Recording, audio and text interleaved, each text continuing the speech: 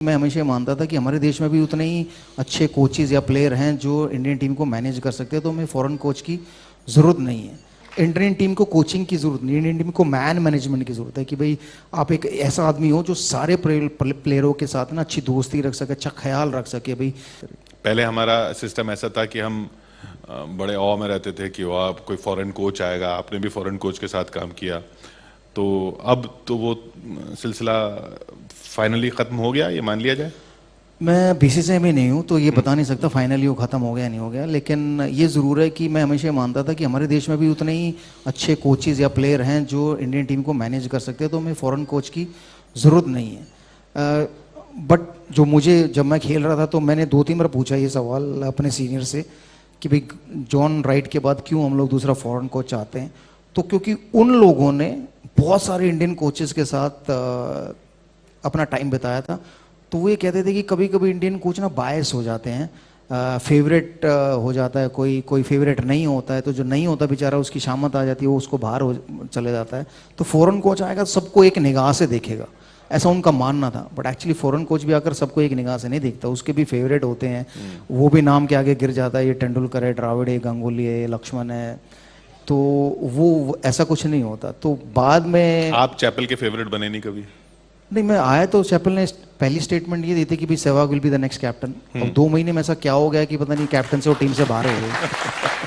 सो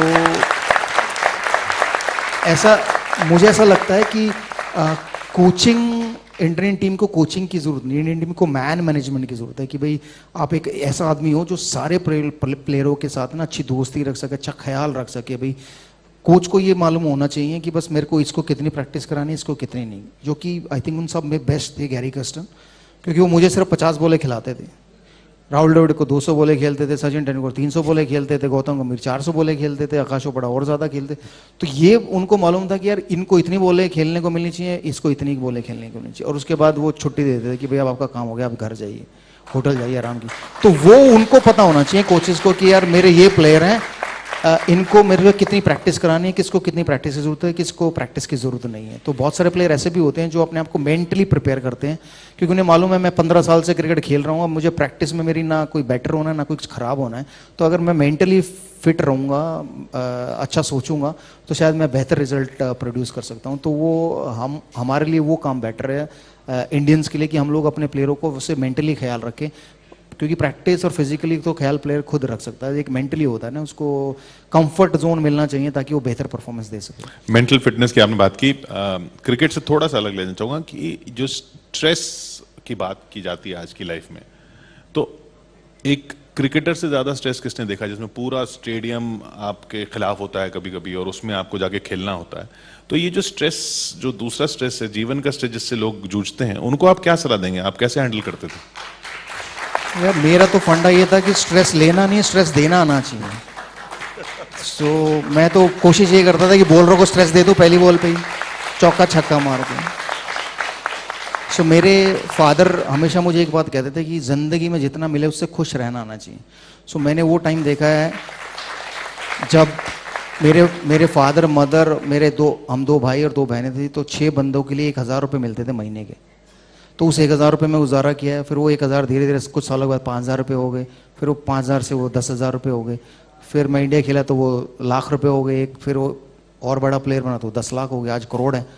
लेकिन मेरी ज़रूरतें उतनी हैं जितनी मेरे 1000 में थी। ऐसा नहीं है कि मेरे पास करोड़ों आ गए तो मेरी ज़रूरतें बदल गई, बट ये है कि मैं खुश हूँ। तो वो खुश रहना बहुत ज़रूरी है, वरना इच्छाओं की सीमा नहीं है। सो आज अगर मेरे पास एक 500 गज के प्लॉट पे घर है तो मैं चाहूँगा यार 5000 गज पे मिल जाए, या 50,000 गज पे मिल जाए, या अंबानी जैसा घर मिल जाए, या मेरा प्राइवेट जेट हो जाए। तो इच्छाओं की सीमा नहीं है, तो जितना अगर उसमें खुश है, उसमें आप खुश हो, तो फिर आपको स्ट्रेस नहीं होगा लाइफ में, मुझे ऐसा लगता है। विरूपा जी, आपके दौर में, आप सचिन पाजी, हम लोगों ने कवर किया, देखा है कि आपके कुछ टेक्निक में इशू होता था तो आप मैदान पे घंटों प्रैक्टिस करते थे। आजकल ये देख रहे हैं कि अगर किसी की बल्लेबाजी में टेक्निकल कोई इशू है तो वो ग्राउंड पे कम, जिम में ज्यादा दिख रहा है।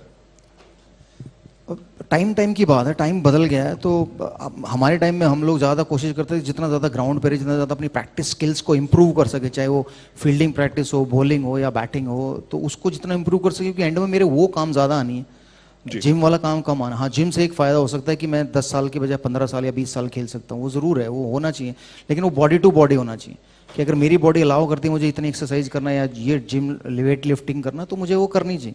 नहीं अलाउ करती, मुझे पता है मेरे को बैक प्रॉब्लम है या मेरे को नी प्रॉब्लम है, मैं सिर्फ उसको मैनेज कर सकता हूँ, तो उतनी ही एक्सरसाइजें करनी चाहिए। I think skill is more important than anything else. क्योंकि बीच में इंडियन टीम में एक ट्रेंड ये भी आया था कि अगर आप यो टेस्ट फेल हो गए हो तो आपको इंडियन टीम में खेलने का मौका नहीं मिलेगा। सो नो दिग्गज खिलाड़ी वो टीम का पार्ट ही नहीं होते, क्योंकि वो यो टेस्ट कभी नहीं पास कर पाते। तो वो समय स्किल्स पे ज़्यादा इंपॉर्टेंट था, और आज भी स्किल ही है। आपको मैच कौन जिताएगा? जो अच्छा खेलेगा वो जिताएगा, जो अच्छा भागेगा वो जिताएगा। सो भागने वाला अगर चाहिए तो फिर वो मैराथन में दौड़ा लो उसे, क्रिकेट खिलाने की क्या ज़रूरत है? तो मुझे ऐसा लगता है। गालियों से बात शुरू हुई जो आपके उसकी, लेकिन उसके बाद तो ये भी कहानियां हैं कि आप फिर उनको गाने सुनाते थे प्लेयर्स को फील्ड कभी में। हाँ, मतलब गालियां तो एक हद तक ही दे सकते हैं ना। सो मैंने 309 रन बनाए, 254 बनाए, 201 रन बनाए, तो अब पहले 10 मिनट पहले 100 रन तक गालियां दे सकते हो। उसके बाद तो फिर भाईचारा बन ही जाता है कि यार अब कितनी गालियां दोगे। मुझे याद है एक यासिर हमीद करके एक खिलाड़ी था, जब हम लोग पाकिस्तान गए 2004 में, तो वो जब मैंने 300 रन बनाया तो वो हमें लिफ्ट में मिला, तो मुझे वो बोला कि यार मैं इस मैच में तो आउट हो गया, तुमसे अगले दोनों मैचों में तुमसे आउट ही नहीं होने वाला, तुम देख लो ना मुझे कैसे आउट करोगे। तो मैंने कहा अच्छा। तो मैं उसको ऐसा, तू डॉन ब्रैडमैन है। तो मैं उसको पूरे टूर पे ना डॉन ब्रैडमैन कहता रहा, डॉन ब्रैडमैन क्या हाल है, डॉन ब्रैडमैन। और उसके उसने ना कोई रन नहीं बनाया अगले 2 टेस्ट मैचेस में। तो वो जब जब आउट होता था मैं उसको कहता था डॉन ब्रैडमैन तू तो आउट हो गया है। तो उसने बाद में हाथ जोड़ ले कि भाई यार तू मुझे डॉन ब्रैडमैन कहना बंद कर, मेरी बहुत बेइज्जती हो गई है अब तू मुझे डॉन ब्रैडमैन। तो कभी कभी ऐसा होता है गाली ना देके कुछ ऐसी बातें भी कह दो जो चुभती तो है ना, तो फिर उनको ठीक करने के लिए गाने भी गाने होता है। मतलब अगर जख्म दिया है तो मल्लम भी तो मैं ही लगाऊंगा।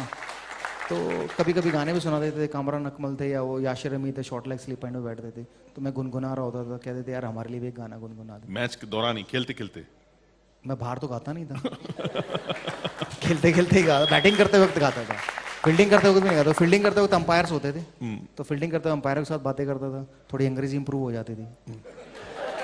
पाजी, आपके नाम 2 13 है, 2 ट्रिपल सेंचुरी आपने लगाई, तीसरा थोड़ा सा चूक गए। एक आपने बात सचिन पाजी से शेयर की थी ड्रेसिंग रूम में कि अगर इस बार मैंने 13 लगा लिया तो एक मिशन था कि मैं आपको दूंगा। पाजी क्या बता पाएंगे कि क्या बातें हुई थी आपकी सचिन पाजी के साथ? वो मिशन तो सक्सेसफुल हो गया बगैर सचिन के।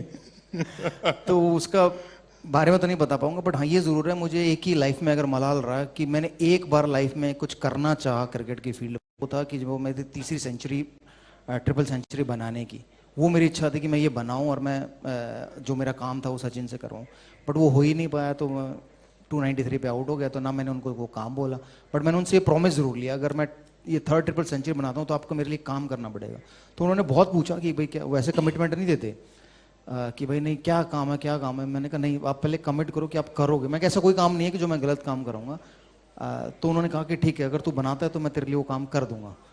तो बट वो बना ही नहीं पाया, तो फिर मैंने उनसे रिक्वेस्ट भी नहीं की वो काम की। तो बट अब वो काम हो गया है, तो फिर उसके बारे में चर्चा क्यों करनी है, तो सीक्रेट है, सीक्रेट ही पर्दा में रहने दिया जाए। सीक्रेट ही है। तो मैंने अपनी पूरी लाइफ में मैंने कभी 309 रन जो बनाए वो मैं 300 बनाना नहीं चाहता था पाकिस्तान के, वो सिर्फ मैं उनको मारना चाहता था, पिटाई करना चाहता था। पिटाई करते करते 300 बन गए।